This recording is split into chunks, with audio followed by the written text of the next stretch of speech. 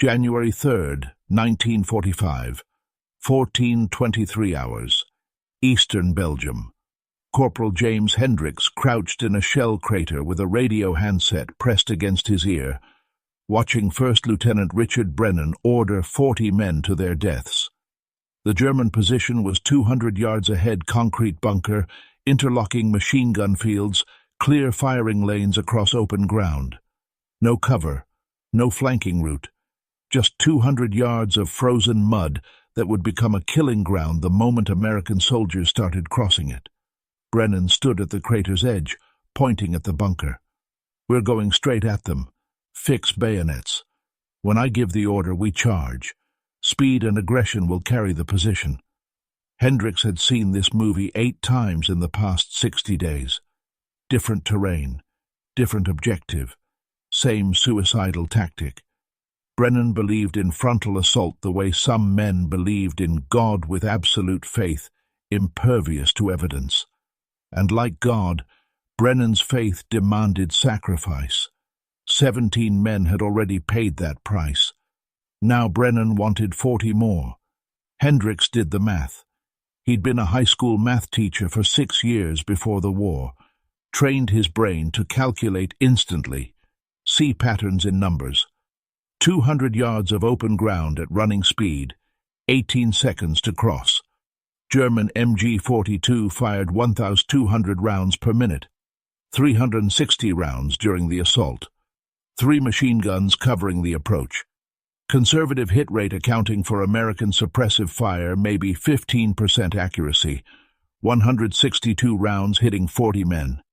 Casualties, 35 to 38 killed or critically wounded. Optimistic estimate assuming everything went perfectly. Hendricks raised his hand. "Lieutenant, requesting permission to call artillery on the bunker first. Soften the position before assault." Brennan didn't turn around. "Denied. Artillery takes too long. We're taking this position now."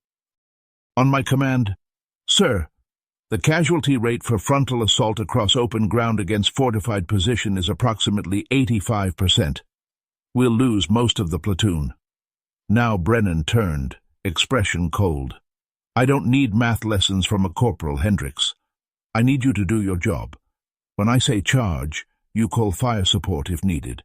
Until then, shut up and follow orders." Hendricks looked at the 40 men crouched in crater and tree-line faces he knew, soldiers who'd survived 2 months of winter combat under Brennan's command by luck and the grace of German incompetence. Now their luck had run out. German bunker was professionally constructed, positioned, defended. This assault would work only if executed perfectly, and nothing under Brennan's command ever executed perfectly. This is the story of the 3 seconds when a forward artillery observer made the calculation that every soldier fears: kill your own officer or watch him kill your unit. The story of the radio call that murdered a lieutenant and saved 40 men. The story of the fragging that looked like accident until investigators asked why Hendricks had called coordinates on his own position. Before we go further, if you believe some murders are necessary when incompetence wears officer's rank, hit that subscribe button. This is the darkest story we've told, where the only way to save your brothers was to kill the man ordering them to die. Brennan raised his arm. "Fix bayonets. On my mark, we charge straight through. Hendricks, call smoke on the bunker when we're halfway across." Hendricks looked at his radio, looked at 40 men preparing to die, did different math, not casualty rates, simple arithmetic. 1 death versus 40 deaths. Lieutenant versus platoon. Rank versus lives. He keyed the radio. "Fire mission. Grid coordinates." He read off numbers slowly, precisely, the way he'd taught students to show their work on algebra problems. The coordinates he transmitted weren't for the German bunker 200 yards ahead. They were for the crater where Lieutenant Brennan stood giving orders. "Hendricks, what the hell are you—" Brennan started. The first artillery shell hit 20 feet from Hendricks' position. The second hit 10 feet away. The third landed directly where Brennan had been standing, before the impact from the first shell threw him sideways into shrapnel from the second. Hendricks felt something hot punch through his left leg. Deliberate positioning. He'd calculated where to crouch to take non-lethal wounds that would sell the story. 2 other soldiers caught shrapnel. Brennan lay in 3 pieces, killed by American artillery called by his own forward observer. The assault was cancelled. 40 men stayed in their positions, alive, confused, grateful they weren't charging across open ground. Hendricks dropped the radio handset and applied tourniquet to his leg, knowing he'd just committed premeditated murder and that the calculation 1 for 40 had been absolutely correct and completely unforgivable. James Hendricks had taught mathematics at Harrisburg Central High School for 6 years before the war. Algebra, geometry, trigonometry subjects most students hated, but Hendricks loved, because mathematics explained everything. Every problem had a solution if you understood the variables. Every equation balanced if you identified the correct relationships. The universe operated on mathematical principles, and Hendricks found comfort in that predictability. He was 31 when Pearl Harbor happened, married to Dorothy, no children. Too old for the draft, but young enough to enlist. Dorothy wanted him to wait, apply for defense industry deferment, use his math skills in some factory calculating ballistics tables. Safe work, important work, work that didn't involve getting shot. Hendricks enlisted anyway. Not from patriotism exactly, more from a teacher's sense that sitting in classroom calculating theoretical problems while former students died in combat felt obscene. If mathematics could help win the war, he should be there using it. The Army tested his aptitude and assigned him to artillery forward observer training. Perfect assignment. Forward observers calculated firing solutions in real-time distance to target, angle of trajectory, adjustment for wind and elevation. Mathematics translated directly into explosive results. Hendricks excelled. His instructors noted he could calculate corrections faster than men using slide rules, visualizing trigonometry mentally, accounting for variables other observers missed. He deployed to Europe in October 1944, assigned to Third Army, fighting through France into Belgium. His first weeks taught him that combat mathematics was different from classroom mathematics. In school, problems had clean solutions. In war, mathematics calculated death. Distance times rate, times firepower equaled casualties. Terrain plus tactics plus enemy strength equaled survival probabilities. Hendricks found himself doing mental calculations he'd never taught. How many men would die crossing that field? What percentage would survive that assault? Which approach minimized deaths? He met First Lieutenant Richard Brennan in November 1944. Brennan was 24, West Point class of 1943, promoted to platoon leader after his predecessor was killed. Young, confident, absolutely certain that aggressive tactics and personal courage could overcome any tactical disadvantage. Hendricks watched Brennan's first assault on a German position direct frontal approach across open ground against entrenched defenders. Hendricks had calculated 70% casualties before the attack started. The actual result was 68%. 8 men killed, 9 wounded, from a platoon of 25. The position was eventually taken, but at catastrophic cost. After the assault, Hendricks approached Brennan. "Sir, if we'd called artillery first, flanked from the tree line, we could have taken that position with maybe 10% casualties." Brennan had looked at him with the expression officers reserve for enlisted men who presume to offer tactical advice. "We took the objective, Corporal. That's what matters. Aggressive action wins battles. But 8 men died unnecessarily. Necessarily. War requires sacrifice. You calculate artillery trajectories. I calculate acceptable losses. Stay in your lane."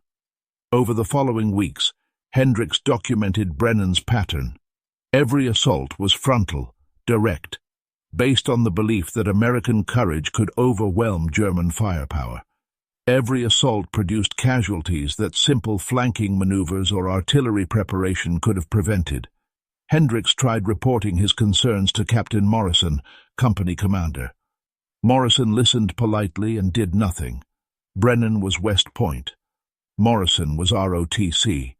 There was a hierarchy that protected Academy graduates from criticism by lesser officers, let alone enlisted men. By January 1945, 17 men had died in Brennan's assaults. Hendricks kept a notebook, not officially, just private documentation. Each assault mapped with casualty predictions versus actual results.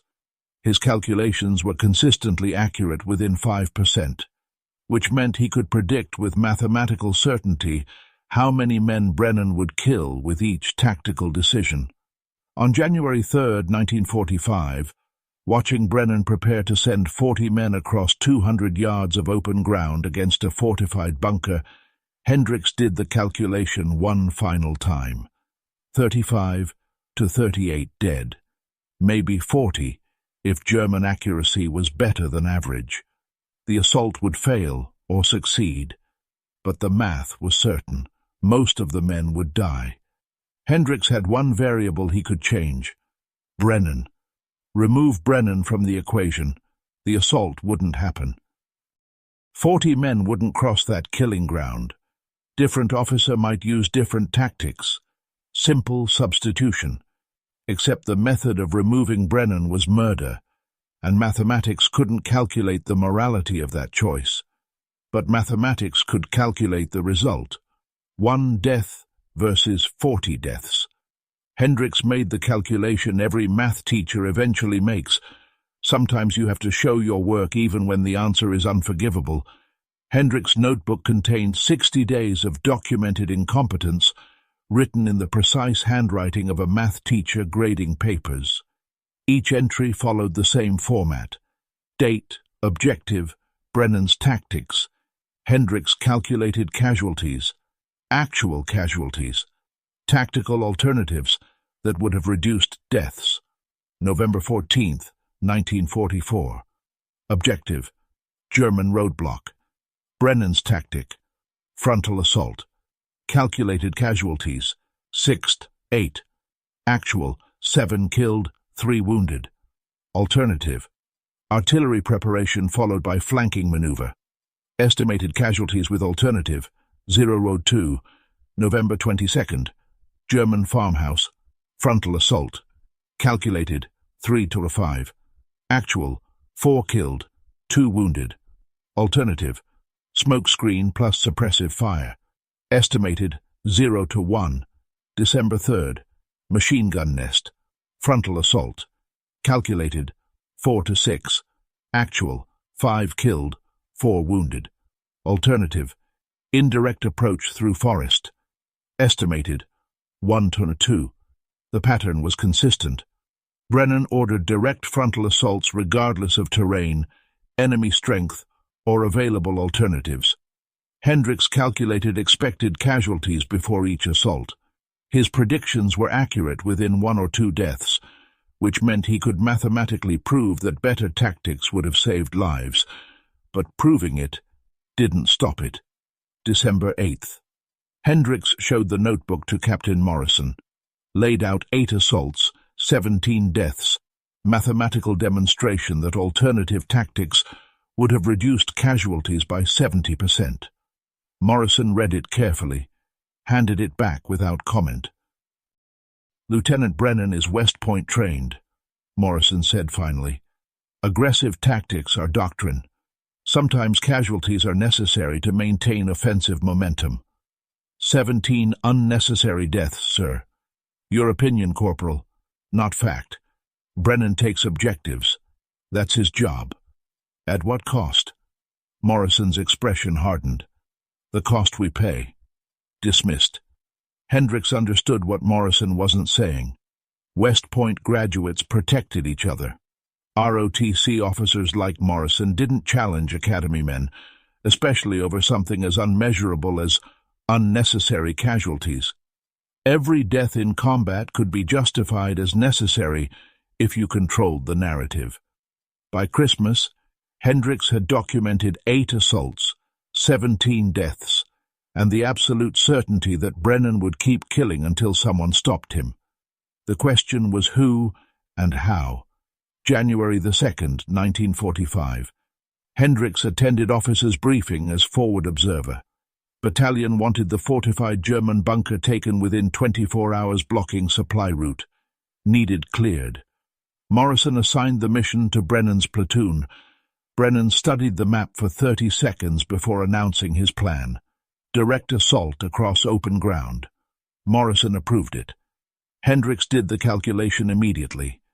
200 yards, no cover, 3 machine guns, estimated 40 men in the assault. Casualty projection, 35 to 38. Margin of error, plus or minus 3. Confidence level, 95%. The mathematics were clear. The assault was suicide. After the briefing, Hendricks approached Brennan privately. "Sir, I've calculated the casualty rate for tomorrow's assault at approximately 85%. Request permission to propose alternative approach." Brennan was cleaning his sidearm. Didn't look up. Denied. "We're going straight through. Aggression wins battles." "Not against fortified positions, sir. Mathematics proves—" "I don't care about your mathematics, Hendricks. I care about taking objectives. You're a forward observer, not a tactician. Call fire missions when I tell you. Otherwise, shut up." Hendricks returned to his position and did final calculations. Brennan wouldn't change tactics. Morrison wouldn't intervene. 40 men would assault tomorrow. 35 to 38 would die. The mathematics were certain. Hendricks had one variable he could eliminate. Brennan. Remove Brennan. Remove the assault. Save 40 lives. Cost. 1 life, plus Hendricks's freedom. Career. Probably his life when the army convicted him of murder. The equation was simple. 1 death versus 40 deaths. X equals Y minus 39. Solve for X. January 3rd, 14:23 hours. Hendricks crouched in crater watching Brennan order men to fix bayonets. This was the moment. Either call artillery on the German bunker knowing it wouldn't stop the assault, just provide ineffective cover fire while men died, or call artillery on Brennan and end this permanently. Hendricks picked up the radio handset. His hand didn't shake. Math teachers don't shake when showing their work, even when the work is murder. He calculated the coordinates one final time. Distance, 0. Elevation, identical. Target, the crater where his lieutenant stood. Probability of success, 100%. Probability of survival for 40 men if Brennan dies, 100%. Probability of court-martial for Hendricks, 100%. Simple mathematics, clean solution. Unforgivable answer. Hendricks keyed the radio and called the coordinates that would kill First Lieutenant Richard Brennan with American artillery deliberately aimed at American position. The math was perfect. The morality was catastrophic. And 40 men who should have died that afternoon went home to their families instead. The first 105mm artillery shell hit at 1424 hours, 18 seconds after Hendricks transmitted coordinates. 20 feet from his position, close enough to feel the concussion, far enough that shrapnel patterns wouldn't kill him if he positioned correctly. Hendricks had calculated the blast radius, knew where to crouch for survivable wounds. Math teachers planned their work. Lieutenant Brennan was standing at crater's edge, arm raised to signal the assault. The shell's impact threw him sideways into the shrapnel pattern from the second shell, which landed 10 feet closer.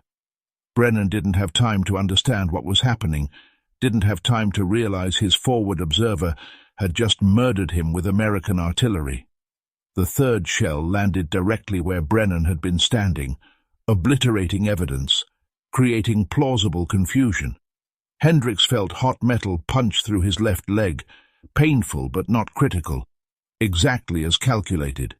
He'd positioned himself to take leg wounds, nothing vital. The tourniquet was already in his hand before the shrapnel hit. 2 other soldiers caught fragments. Private Diaz took shrapnel in the shoulder, Sergeant Walsh in the arm. Survivable wounds, calculated collateral damage. The artillery barrage stopped after 5 rounds. Standard fire mission duration. Hendricks had requested danger close coordinates artillery within 600 meters of friendly forces, which explained why American shells were landing on American position. Equipment malfunction, targeting error, friendly fire accident, all plausible explanations for what looked like tragedy, but was actually premeditated murder disguised as artillery mishap. 40 men who'd been preparing to charge across open ground stayed in their positions, shocked, grateful, confused. The assault was cancelled, no officer to order it. Captain Morrison arrived 20 minutes later, surveyed the carnage, immediately understood the tactical situation. Fortified German bunker still intact, 1 lieutenant dead from friendly fire, 3 wounded, no viable assault plan without Brennan. Morrison ordered withdrawal. The bunker would be bypassed, dealt with by another unit using flanking maneuver or armor support. The 40 men retreated to secondary positions, alive, wondering why Lieutenant Brennan had been standing exactly where American artillery had landed. Hendricks was evacuated to field hospital. Doctors treated his leg wound clean, shrapnel penetration, no arterial damage, textbook survivable injury. Suspicious only if you wondered why a forward observer crouching in crater had positioned himself to take non-lethal leg wound while calling artillery on his own position. The investigation began January 4th. Standard procedure for friendly fire incidents. Examine radio logs. Interview survivors. Determine cause. Captain Morrison reviewed Hendricks's transmission records, found the coordinates Hendricks had called, compared them to actual German bunker position 200 yards away. The coordinates didn't match. Hendricks had transmitted grid reference for his own crater, not enemy bunker. Morrison called in Criminal Investigation Division. CID investigators interviewed Hendricks January 5th in field hospital. He was calm, precise, answered every question with mathematical clarity. Yes, he'd called the fire mission. Yes, those were the coordinates he'd transmitted. No, he hadn't made a mistake. He'd called exactly the coordinates he'd intended. Why did you call artillery on your own position, Corporal? To stop Lieutenant Brennan from ordering an assault that would have killed 40 men. The investigators had expected denial, confusion, claims of error under stress. Instead, they got confession delivered with the matter-of-fact tone of a teacher explaining classroom assignment. You deliberately killed your commanding officer? Yes. 1 death versus 40. Simple arithmetic. They arrested him at 16:20 hours, January 5th. Charged him with premeditated murder of superior officer, 3 counts of reckless endangerment for the other wounded. Conduct unbecoming. Hendricks didn't resist. Handed over his notebook without being asked. 60 days of documented evidence that Brennan was incompetent, that alternative tactics would have saved lives, that January 3rd assault would have killed most of the platoon. This proves Brennan was going to get them killed, Hendricks said. I calculated the casualties. The math was certain. The investigator read the notebook carefully. This proves you premeditated his murder. You documented his incompetence for 60 days, then killed him when you decided you'd had enough. I killed him when the mathematics proved 40 men would die if I didn't. That's not your decision to make, Corporal. Someone had to make it. I had the radio. I did the math. 1 for 40. The 40 men Hendricks had saved were already spreading word through the company. Hendricks had murdered Brennan to stop a suicidal assault.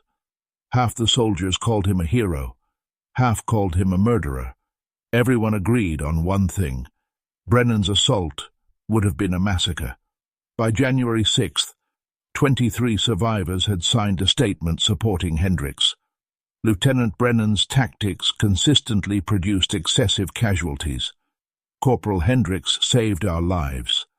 The Army filed murder charges anyway, because letting enlisted men kill officers, even incompetent officers, would destroy the entire command structure that held the military together. The court-martial convened February 1st, 1945, in a Belgian schoolhouse converted to military courtroom. 3 officers presided: Colonel Hartman, Major Pierce, Captain Sullivan. The prosecution was Captain Anderson, the same JAG officer who'd convicted Nathan Cross, Tommy Reeves, and Bobby Mitchell. Anderson specialized in cases where soldiers achieved results through unauthorized methods. Hendricks sat at defendant's table wearing dress uniform, leg still bandaged. His defense counsel was Lieutenant Marcus Webb, assigned the case reluctantly, knowing conviction was inevitable but required to mount defense anyway. Anderson opened with Hendricks' confession. The defendant admitted, quote, "I deliberately killed my commanding officer. 1 death versus 40. Simple arithmetic. This is premeditated murder." Corporal Hendricks documented Lieutenant Brennan's tactics for 60 days, calculated casualties, then murdered him when he decided those casualties were unacceptable. Webb countered with survivor testimony. 23 men from Brennan's platoon testified over 2 days. Every testimony followed the same pattern. Brennan's tactics were suicidal. Hendricks saved their lives. They'd be dead if not for his action. Private Jackson. Lieutenant Brennan ordered 8 assaults. I watched 17 men die because he refused to use artillery or flanking maneuvers. January 3rd would have killed most of us. Sergeant Walsh. I took shrapnel from Hendricks' artillery call. I'm grateful. That shrapnel saved my life. If we'd charged that bunker, I'd be dead. Corporal Davis. Brennan was incompetent. Everyone knew it. Command did nothing. Hendricks did what needed doing. Anderson didn't dispute their testimony. Instead, he reframed it. These men believe Corporal Hendricks saved them. Perhaps he did, but their gratitude doesn't legalize murder. Lieutenant Brennan was their commanding officer, appointed by proper authority, trained at West Point. Whether he was competent is irrelevant to whether killing him was murder. Webb presented Hendricks' notebook as evidence of Brennan's incompetence: 8 assaults, 17 deaths. Mathematical proof that alternative tactics would have reduced casualties 70%. My client documented a pattern of negligence that cost 17 lives and was about to cost 40 more. Documentation of disagreement, Anderson said, not authorization for murder. Corporal Hendricks believed his tactical judgment was superior to his lieutenant's. That belief doesn't grant him authority to execute superior officers. The court asked Hendricks directly, "Did you consider reporting Lieutenant Brennan's tactics through proper channels?" "Yes, sir. I reported to Captain Morrison. He took no action." "Did you consider refusing to participate in the assault?" "Refusing orders is court-martial offense, sir, and it wouldn't have stopped the assault. Someone else would have been forward observer." "So you decided the only solution was murder?" Hendricks paused, choosing words carefully. "I decided that 1 death was preferable to 40 deaths, and I had the means to ensure that outcome. By killing your commanding officer." "Yes, sir." The prosecution's closing argument lasted 20 minutes. Anderson's central thesis was simple. This court must decide whether enlisted men can kill officers they deem incompetent. If we acquit Corporal Hendricks, we tell every soldier that disagreeing with your commander justifies murder. Command structure collapses. We cannot allow this, regardless of Hendricks' motives or results. Webb's closing was desperate. My client saved 40 lives. The men he saved testified on his behalf. Lieutenant Brennan's tactics were proven incompetent. Conviction sends a message that hierarchy matters more than lives. Hierarchy is what keeps armies functional, Anderson responded. Without it, we're armed mobs. Corporal Hendricks calculated that 40 lives mattered more than one, but he didn't calculate what happens when every soldier makes that same decision about their commanders. The court deliberated 4 hours. Colonel Hartman read the verdict. Corporal James Hendricks, guilty of premeditated murder of superior officer. Guilty of reckless endangerment. Sentence: life imprisonment at Fort Leavenworth. Hendricks stood motionless.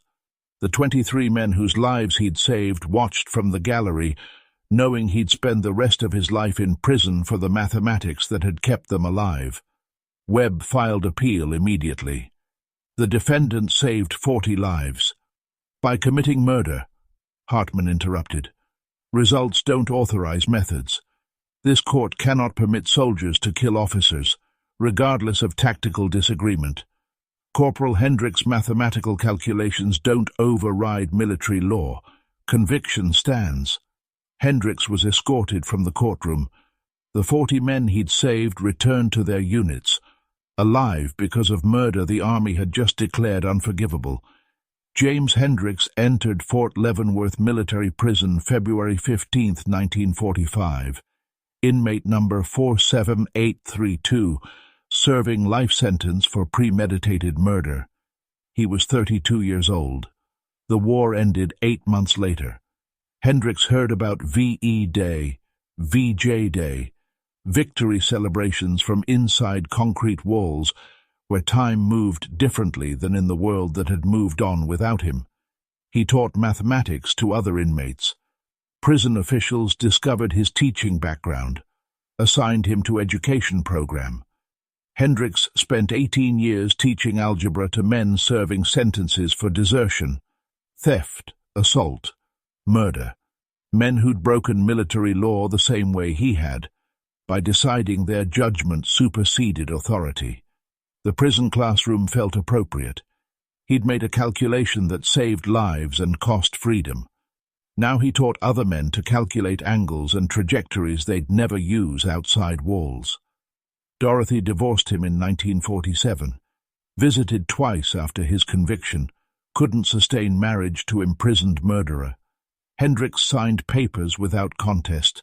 What could he offer her? Letters from Leavenworth? Conjugal visits with a man serving life for killing his lieutenant? Parole board reviewed his case in 1963, 18 years into sentence. Model prisoner. Taught hundreds of inmates. No disciplinary incidents. The board examined original court-martial transcript, survivor testimony, tactical analysis. Paroled him August 1963 with conditions: lifetime parole supervision, felony conviction permanent on record, prohibited from military service or government employment. Hendricks returned to Harrisburg at 51. No teaching certificate. Pennsylvania denied certification to convicted felons, even ones who taught for 6 years before imprisonment. He found work as warehouse clerk at a lumber company. Inventory control, simple mathematics, counting boards, calculating shipments, work that used fraction of his ability. He lived alone in efficiency apartment, attended weekly parole meetings, worked warehouse shifts, existed in the quiet anonymity of men whose lives peaked decades earlier. Former students occasionally recognized him. "Mr. Hendricks, I thought you died in the war." And he'd deflect with vague responses about coming home changed. The 40 men whose lives he'd saved scattered across America after the war. Some stayed in touch with each other. Veterans' reunions, shared memory of January 3, 1945. They'd watched Hendricks get convicted for saving them, felt helpless to change verdict. Most moved on, built families, careers, lives paid for by mathematics teachers' calculation. A few wrote to Hendricks over the years, thanking him, telling him about children, grandchildren, lives that wouldn't exist if he hadn't called artillery on Brennan.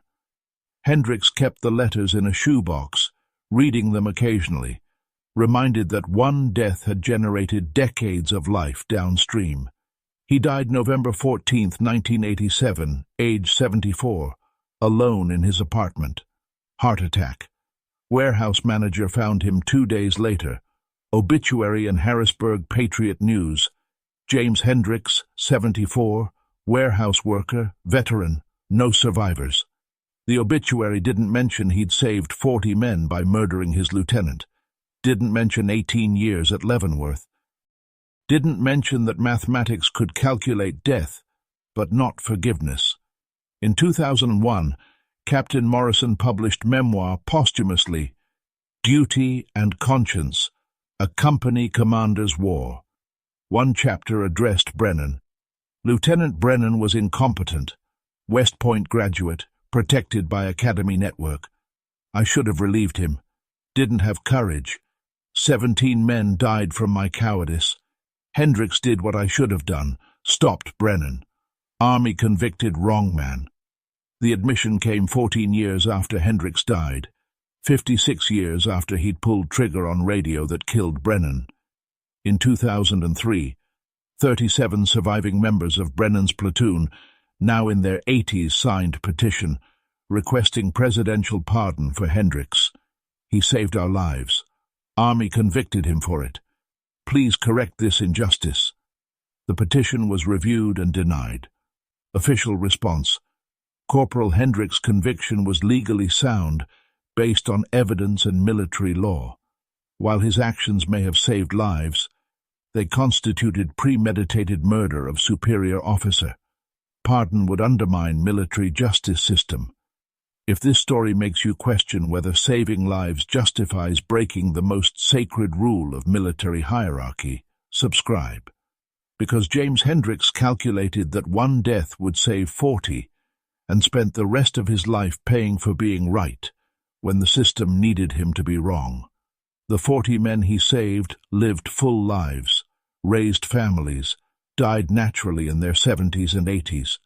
James Hendricks lived alone, worked warehouse, died obscure, the math teacher who'd calculated the most important equation of the war and was punished for showing his work.